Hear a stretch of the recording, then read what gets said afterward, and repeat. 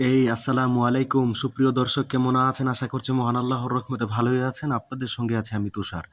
সুপ্রিয় দর্শক, ঢালিউড কুইন অপবিশ্বাস ও ঢালিউড মেগাস্টার শাকিব খানের ভালোবাসা কতটুকু গভীর সেটা আপনারা অনেকেই জানেন, হয়তোবা অনেকে জানে না। ঢালিউড কুইন অপবিশ্বাস, ঢালিউড মেগাস্টার শাকিব খানের ভালোবাসা একটা গভীর, অনেক গভীর। এটাকে বলা যায় অমর প্রেম। হ্যাঁ, এটাকে বলা যায় অমর প্রেম, যেই প্রেম নিয়ে সবসময় মানুষ কথা বলতে থাকবে।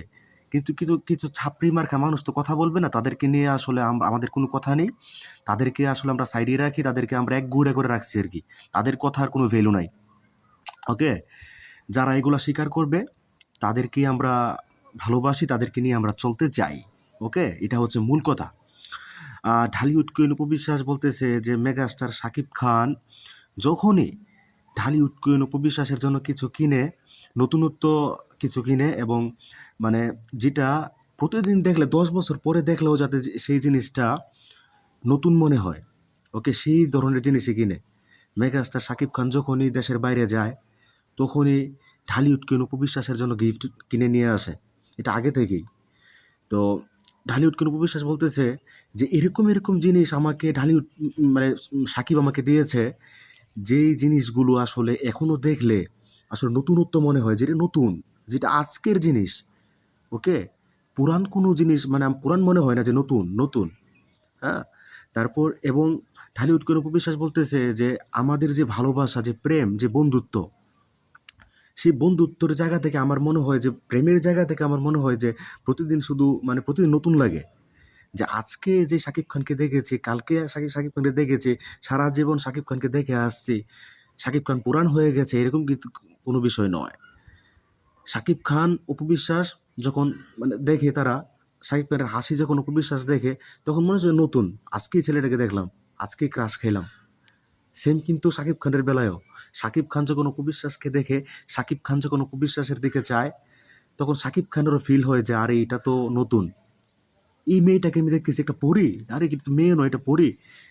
আর অপবিশ্বাস কিন্তু জন্মগত সুন্দর, অপবিশ্বাস জন্মগতই সুন্দর। মানে কিছু কিছু মেয়ে আছে, আহ, আপনার মনে করেন যে বাড্ডে আর কি, বাডি, হ্যাঁ, নাক বড়, নাক দিয়ে ট্রেন যায়, বুঝছেন? নাক নাক এরকম উঁচা উঁচা নাক, নাক দিয়ে ট্রেন যায়, বুঝছেন?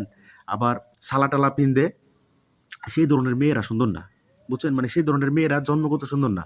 সেই ধরনের মেয়েরা প্রথমে মানে অনেক মেয়ে দেখবেন দাঁত এরকম উঁচা উঁচা, হেংলা পাতলা, বুঝছেন? মানে একটা সুখে কাঠ হয়ে যায়, বুঝছেন?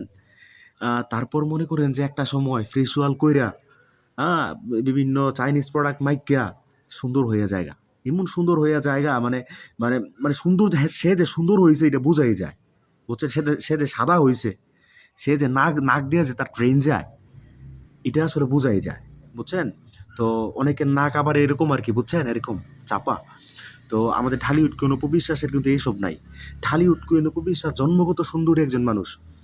এবং ঢালিউড মেগাস্টার শাকিব খান যখন অপবিশ্বাসের দিকে চায়, তখন সে ক্রাশ খেয়ে যায়, বুঝছেন? তখন সে ক্রাশ খেয়ে যায়, যে, কি এর মেয়েটা তো নতুন দেখলাম নাকি আমি, প্রতিদিনই দেখে প্রতিদিন নতুন মনে হয়, এখন তো বাচ্চার মা হয়ে গেছে। এখনো সেই কোটি টাকার কাবিনের অপবিশ্বাস আজকে দুর্বার করবে, সিক্রেট করবে, সেই অপবিশ্বাস তার ফেসে কিন্তু চেঞ্জ হয় নাই, তার ফেসে কিন্তু চেঞ্জ হয় নাই। এটা কিন্তু বুঝতে হবে ভাই।